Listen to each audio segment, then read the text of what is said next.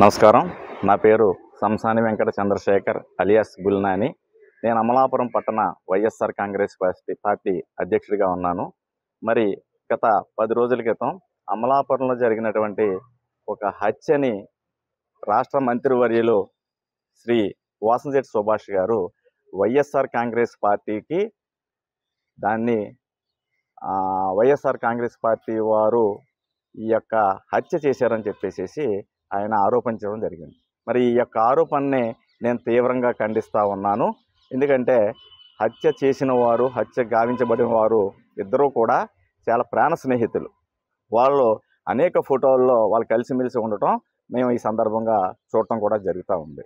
మరి సుభాష్ గారు వారి యొక్క కుటుంబ సభ్యుల్ని పరామర్శించడానికి వచ్చిన సందర్భంలో ఆయన ఒక పోలీస్ అధికారిలాగా ఆయన ఇచ్చినటువంటి స్టేట్మెంట్ ఏంటంటే, ఈ యొక్క దారుణంగా సభ్య సమాజం ఈ యొక్క హత్య పట్ల తలదించుకునే విధంగా హేయంగా ఈ హత్య చేశారని, కళ్ళు పీకేశారని, నాలిక కోసేశారని, ఈయన ఇంకా ముద్దాయిల్ని పోలీసులు సరెండర్ చేయకుండా పోలీసు వారు ఇచ్చే స్టేట్మెంట్ని ఈయన ఇవ్వటం జరిగింది. మరి ఈ ప్రక్రియలో ఏంటంటే ఈ యొక్క ఎంక్వైరీని ఇన్ఫ్లుయెన్స్ చేసే విధంగా, ఈ యొక్క పోలీసు వ్యవస్థని ఇన్ఫ్లుయెన్స్ చేసే విధంగా ఈయన ఇచ్చిన స్టేట్మెంటు చాలా తప్పది.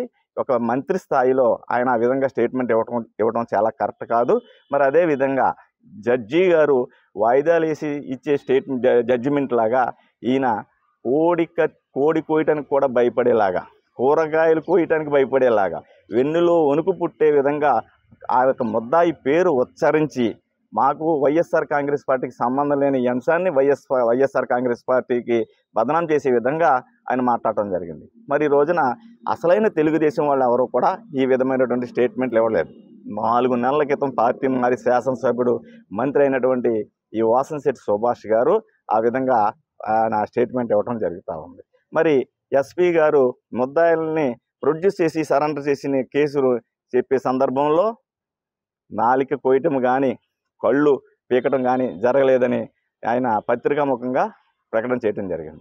మరి ఎస్పీ గారు ఆ విధంగా ప్రకటన చేయటం, సుభాష్ గారు ఈ విధంగా ప్రకటన చేయటం ఎంతవరకు సుభాష్ గారికి కరెక్ట్ అని ఈ సందర్భంగా నేను అడుగుతా ఉన్నాను. ఎందుకంటే మంత్రిగా ఎస్పీ గారిని వివరాలు తెలుసుకోకుండా ఈయన మాట్లాడటం, ప్రెస్ని అడ్రస్ చేసి మాట్లాడటం ఈయన యొక్క అవగాహన రాహిత్యానికి నిదర్శనమని ఈ సందర్భంగా నేను ప్రత్యేకంగానే తెలియజేసుకుంటా ఉన్నాను. మరి ఈయన రౌడీ షీటర్లో భయపడే విధంగా ఫ్లెక్స్లు కట్టినా, ఏమి కట్టినా, ఊరేగింపులు చేసినా, ఏమైనా చేసినా కూడా తీవ్రమైనటువంటి చర్యలు తీసుకుంటామని చెప్పేసి ఆయన చెప్పడం జరిగింది. మరి ఈయన ఒక్కసారి వెనక్కి తిరిగి చూసుకుంటే ఈయనకి ఫ్లెక్స్లు కట్టి వాళ్ళు ఎవరో, ఈయన వెన్నంటుండి వాళ్ళు ఎవరో, గురువింజ గింజ సామెతలాగా మరి ఈయన ఒక్కసారి ఈయన యొక్క గురువింజ గింజ అనే సామెతకి బ్రాండ్ అంబాసిడర్ లాగా ఈయన మాట్లాడే విధానం ఉంటుంది. మరి హై స్కూల్ సెంటర్లో ఈయనకి కట్టే, శ్రీరాంపురం సెంటర్లో ఈయన కట్టే ఫ్లెక్స్లందరూ కూడా కట్టే వ్యక్తులు ఎవరో, వాళ్ళ స్టాండర్డ్ ఏంటి అన్నది కూడా ఈయన ఆలోచన చేసుకోవాలి. ఏమైనా కూడా జరిగిన హత్య పట్ల అందరం కూడా సానుభూతి వ్యక్తపరుస్తున్నాం. ఇలాంటి హత్యలు సమాజ శ్రేయస్సుకి మంచిది కాదు. ఆ విధంగా ఉండాలి తప్ప తప్పు ఎవరు చేసినా అది పార్టీలతో సంబంధం లేదు, కులాలతో సంబంధం లేదు. వాళ్ళని చట్ట ప్రకారం వాళ్ళ మీద తగు చర్యలు తీసుకోవాలని ఈ సందర్భంగా ఎవరైనా కూడా చెప్పవలసిన సందర్భం ఇది.